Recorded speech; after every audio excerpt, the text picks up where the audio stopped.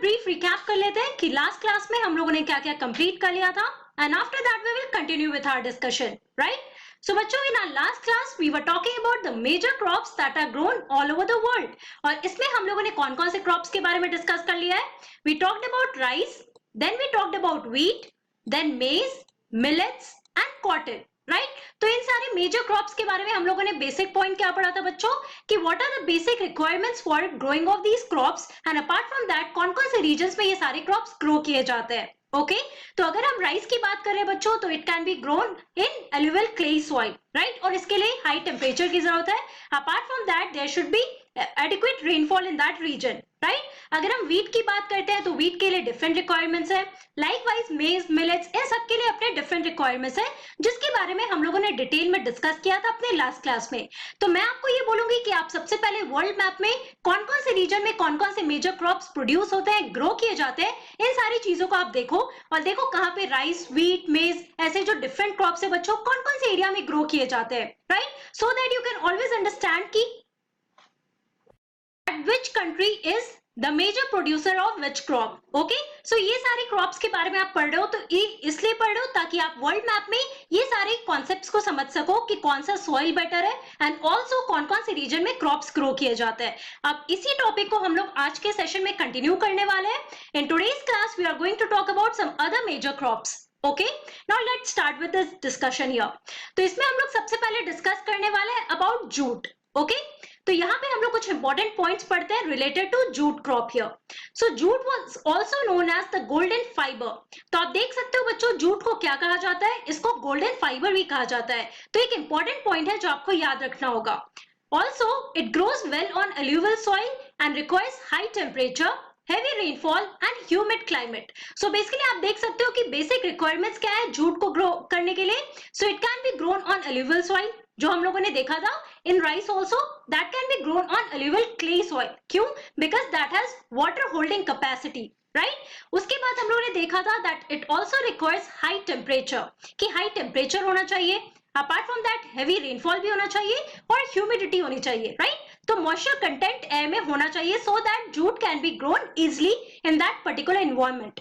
This crop is grown in the tropical areas. तो बच्चों जाहिर सी बात है अगर हम लोग बात कर रहे हैं हैवी रेनफॉल के बारे में तो हैवी रेनफॉल जैसे आप लोगों ने ट्रॉपिकल रीजन के बारे में ऑलरेडी पढ़ रखा है, तो हैवी रेनफॉल कौन से रीजन में सबसे ज्यादा होता है? It is in the tropical region. So ये आप देख सकते हो कि जूट क्रॉप सबसे अच्छे से कौन से रीजन में ग्रो हो सकता है?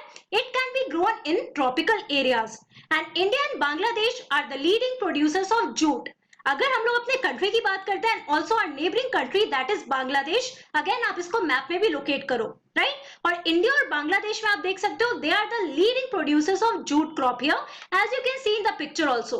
Now this is the picture of your jute crop. Okay, now let us talk about coffee, that is another major crop that is grown all over the world, right? Now coffee requires warm and well climate and well drained loamy soil. अब coffee को grow करने के लिए क्या क्या basic requirement है? पहला है वार्म और वेट क्लाइमेट होना चाहिए, okay, and also well drain with soil that is the loamy soil.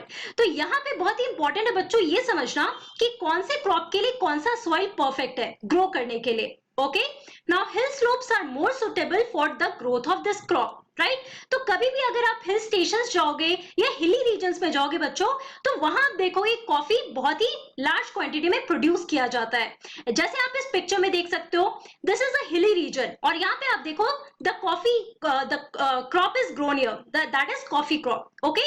And also Brazil is the leading producer followed by Colombia and India. तो यहाँ पे आप देख सकते हो कॉफी का लीडिंग प्रोड्यूसर कौन सा कंट्री है? It is Brazil, that is in South America and it is followed by Colombia and our country India. Here you can see this is the picture जहाँ पे मैं दिखा रही हूँ कि कॉफी क्रॉप को ग्रो किया जाता है mainly in the hill slopes. Okay?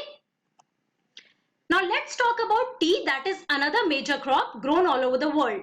So tea is a beverage crop grown on plantations. तो बच्चों आप लोगों ने प्लांटेशन एग्रीकल्चर के बारे में पढ़ा था अपने प्रीवियस सेशंस में, है ना? तो plantation agriculture it is a type of commercial agriculture और उसमें हमने क्या देखा था कि प्लांटेशन एग्रीकल्चर में एक सिंगल क्रॉप ग्रो किया जाता है that can be of T, coffee, rubber, okay, और ऐसे बहुत सारे शुगर केन, तो ऐसे डिफरेंट प्लांटेशंस भी होते हैं।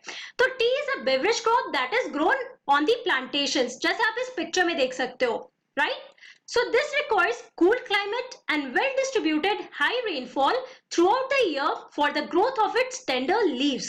So basically इसके लिए आप देखो बेसिक रिक्वायरमेंट क्या है अगर हमें टी को ग्रो करना है. So cool climate is required. Apart from that, there should be well distributed high rainfall throughout the year.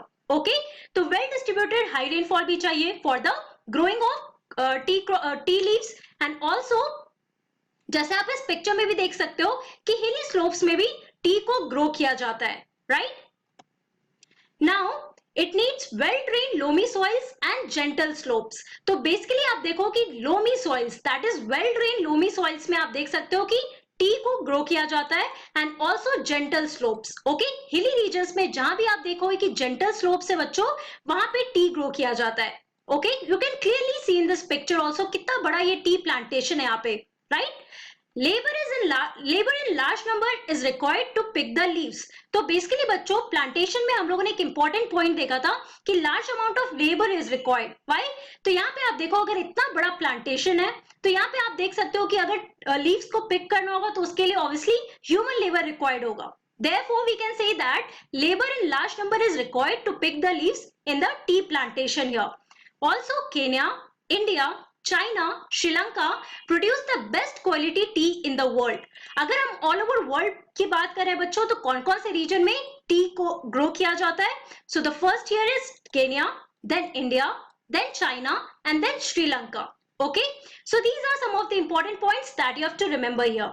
Okay, तो बेसिकली बच्चों अब हमारा जो टॉपिक है मेजर क्रॉप्स वो भी हमने कंप्लीट कर लिया है. मेजर क्रॉप्स में आप लोगों ने rice, wheat, maize, millets, cotton, cotton, apart from that tea, coffee and jute, इन सारे इंपॉर्टेंट क्रॉप्स के बारे में हमने पढ़ लिया है. बेसिक रिक्वायरमेंट्स क्या है इन सारे क्रॉप्स को ग्रो करने के लिए, अपार्ट फ्रॉम दैट कौन से सॉइल में ये ग्रो किए जा सकते हैं एंड ऑल्सो कहाँ पे लेबर रिक्वायरमेंट ज्यादा है, कहाँ पे कम है. तो ये सारे कॉन्सेप्ट के बारे में हम लोगों ने मेजर क्रॉप्स में पढ़ा है, राइट?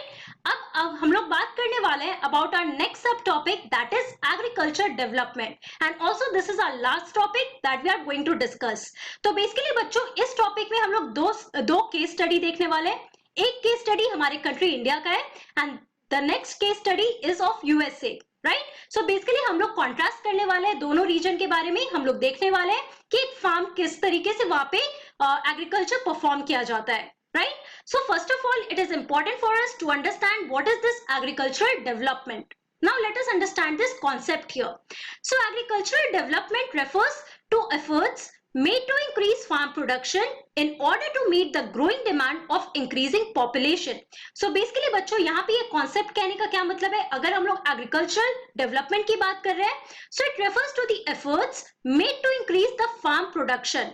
ओके, सो बेसिकली कौन कौन से एफर्ट्स लगाए जा रहे हैं in order to increase the farm production कि एक पर्टिकुलर कल्टिवेटेड एरिया में या जो भी हम लोग फार्मिंग लैंड की बात कर रहे हैं तो वहां पे कौन कौन से एफर्ट्स लगाए जा सकते हैं, चाहे वो मशीन्स का हो, ह्यूमन लेबर का हो, कोई इंप्लीमेंट्स का हो, क्रॉप्स का हो, राइट? तो इन सारी चीजों में आप कैसे इनहांस कर सकते हो so that you can increase the cultivation or the area of that cultivated region. Okay, so basically this is done in order to meet the growing demand of increasing population. अब आपको ये भी पता है कि हम अगर इंडिया की बात कर रहे हैं तो इंडिया में पॉपुलेशन बहुत ही ज्यादा रेट पे बढ़ते जा रहा है. Okay, and all over the world आप देख सकते हो कि पॉपुलेशन धीरे धीरे बहुत ही ज्यादा इंक्रीज हो रहा है. सो डेफिनेटली क्रॉप्स को बहुत ही बड़े बड़े रीजन में ग्रो करना पड़ेगा, राइट? अगर हम कमर्शियल क्रॉप्स की बात कर रहे हैं तो कमर्शियल क्रॉप्स को बड़े बड़े रीजन में, लार्ज एरियाज में ग्रो करना पड़ेगा to meet the requirements of the growing population. Okay, so basically agricultural development कहने का क्या मतलब है? All the efforts that are done in order to increase the farm production for whom? In order to meet the growing demand of the increasing population that is all over the world. Okay, so basically इनमें कौन कौन से efforts लिए जाते हैं, क्या क्या किया जाता है enhance करने के लिए, so ये सारे points हम लोग यहाँ पर समझने वाले हैं. So this can be achieved in many ways such as increasing the cropped area. So basically सबसे पहले कौन से तरीके से हम लोग डेवलप कर सकते हैं? सो ये आप देखो पहला पॉइंट है हमारा इंक्रीजिंग द क्रॉप्ड एरिया. अब जो भी एरिया जिसको क्रॉप किया जा रहा है या जो कल्टीवेटेड एरिया है बच्चों उसको इंक्रीज करके हम लोग इस चीज को एनहांस कर सकते हैं या we can work on meeting the growing demand of increasing population. Apart from that the number of crops grown, so basically आप देखो कि एक रीजन में अगर एक से ज्यादा क्रॉप्स ग्रो किए जाते हैं तो ऑब्वियसली हम लोग को दो क्रॉप्स मिल सकते हैं, है ना, अगर हम एक ईयर की बात कर रहे हैं। सो बेसिकली आप देखो कि क्रॉप्स ग्रोन, जो क्रॉप्स ग्रो किए जा रहे हैं बच्चों, उसको भी इंक्रीज किया जा सकता है। Apart from that bye improving irrigation facilities. अब बच्चों इरिगेशन फैसिलिटीज कहने का क्या मतलब है कि अगर हम लोग किसी पर्टिकुलर कल्टीवेटेड एरिया की बात कर रहे हैं तो वहां पे कौन कौन से इंप्लीमेंट्स यूज किए जा रहे हैं, कौन कौन से टूल्स यूज किए जा रहे हैं, कैसे मशीन्स यूज किए जा रहे हैं, उसको भी इनहांस किया जा सकता है या इंप्रूव किया जा सकता है in order to meet the growing demand of this increasing population, right. कि अच्छे अच्छे अगर मशीन्स यूज किए जाएंगे बच्चों तो डेफिनेटली उस एरिया में, उस फर्टाइल रीजन में क्रॉप्स का जो क्वालिटी होगा वो भी अच्छा होगा, है ना। And also use of fertilizers and high yielding variety of seeds. इसके अलावा किस तरीके का सीड्स यूज किया जा रहा है दैट ऑल्सो डिपेंड्स, है ना, कि अगर अच्छे क्वालिटी का सीड्स यूज किया जाएगा so obviously the crop that is grown in that particular region वो भी अच्छा होगा, the quality of crop will be good, right. And use of fertilizers, now fertilizers use क्यों किया जाता है, बेसिकली सॉइल की क्वालिटी को भी अच्छा रखने के लिए and also keeping the quality of crop good, right. So basically ये सारे इंपॉर्टेंट पॉइंट्स है बच्चों जिसके थ्रू हम लोग क्या कर सकते हैं, we can enhance the agricultural process and also we can help in meeting the growing demand of increasing population। तो ये सारे इंपॉर्टेंट पॉइंट्स आपको यहाँ पर ध्यान में रखना होगा, that is increasing the crop area, the number of crops grown in a particular area and also improving the irrigation facilities, apart from that use of fertilizers and also high yielding variety of seeds, right। अब आप इस picture में देख सकते हो, यहाँ पे आप देख रहे हो ट्रैक्टर यूज किया जा रहा है, तो इट डिपेंड्स कि अगर पर्टिकुलर रीजन में अच्छे टेक्नोलॉजीज है, high level of technology use किया जा रहा है, so definitely that is going to help in good agricultural development. So यहाँ पे भी आप देख सकते हो use of fertilizers, right. So इन पिक्चर्स के थ्रू मैं आपको दिखा रही हूँ कि what are some of the ways in which we can achieve this basic requirement here, right. Now, mechanization of agriculture is also another aspect of agricultural development, okay? जिसके बारे में हम लोग ने अभी बात किया और हम लोग केस स्टडी में भी ये पॉइंट समझने की कोशिश करेंगे that how we can mechanize agriculture there, right? Now, the ultimate aim of agriculture development is to increase food security in a particular region. तो आपको ये भी पता है कि जैसे जैसे population बढ़ेगा, obviously people will need more food, right? So basically, in order to increase this food security, we have to work on the development of agriculture, right. और ये जितने भी वेज के बारे में हम लोग ने बात किया है उसके थ्रू हम लोग ये एम को अचीव कर सकते हैं। Agriculture has developed at different places in different parts of the world. जैसे आप लोगों ने मेजर क्रॉप्स के बारे में पढ़ा कि डिफरेंट रीजन्स में डिफरेंट क्रॉप्स प्रोड्यूस किए जाते हैं, right. So definitely what we can say about this, we can say that agriculture has developed at different places in different parts of the world, right। Developing countries with large populations usually practice intensive agriculture where crops are grown on small holdings mostly for subsistence। तो बच्चों आप लोगों ने intensive agriculture के बारे में पढ़ा था और इंटेंसिव एग्रीकल्चर का सबसे बेसिक पॉइंट क्या था, दैट एक स्मॉल प्लॉट ऑफ लैंड पे एग्रीकल्चर प्रैक्टिस किया जाता है, एक स्मॉल होल्डिंग ऑफ लैंड पे ये पूरा प्रोसेस होता है and also it is done for meeting the families requirement, right. So अगर हम डेवलपिंग कंट्रीज की बात कर रहे हैं जहां पे आपको बड़े बड़े लार्ज फार्म्स नहीं मिलेंगे, छोटे छोटे स्मॉल होल्डिंग्स मिलेंगे, ओके। तो वहां पे आप देखो थिकली पॉपुलेटेड रीजन है ना, कि जितने भी डेवलपिंग कंट्रीज की अगर हम बात करते हैं so they have large population, okay. तो वहां पे पॉपुलेशन बहुत ज्यादा है, so definitely these people what they do, they practise intensive agriculture. और इंटेंसिव एग्रीकल्चर कहने का क्या मतलब है, यहाँ पे जो क्रॉप्स होते हैं बच्चों they are grown on small holdings mostly for subsistence, कि बेसिकली उनका जो बेसिक रिक्वायरमेंट है वो पूरा हो जाए, उसके लिए वो अपने एक स्मॉल होल्डिंग ऑफ लैंड पे क्रॉप्स को ग्रो करते हैं, राइट। तो बच्चों आज की क्लास में हम लोगों ने क्या पढ़ा, in today's class we discussed our important topic here that is major crops, जिसमें हम लोगों ने जूट, कॉफी और टी के बारे में पढ़ा, राइट। अब कौन कौन से बेसिक रिक्वायरमेंट्स है for the growing of these different crops, इसके बारे में मैंने आपको डिटेल में बताया and also what are the major areas जहां पे ये सारे क्रॉप्स ग्रो किए जाते हैं। Then we talked about agricultural development, और एग्रीकल्चर डेवलपमेंट में हमने देखा कि किस तरीके से हम लोग इस एग्रीकल्चर मैकेनिज्म को डेवलप कर सकते हैं, what are the different ways in which we can achieve the same, okay. तो ये सारे पॉइंट्स के बारे में अभी हम लोगों ने डिस्कस किया है। नेक्स्ट क्लास में we are going to continue this topic of agriculture development, और इसी के बाद हम लोग दो केस स्टडी देखने वाले हैं। We are going to talk about a farm in India and then we are going to talk about a farm in USA, और इन दोनों को हम कॉन्ट्रास्ट करके बेसिकली देखने वाले हैं कि what are the ways that are basically adopted by a farmer in India and by a farmer in USA, और ये एक दूसरे से कैसे डिफरेंट है, right? So that's all for today. Thank you very much. Have a nice day.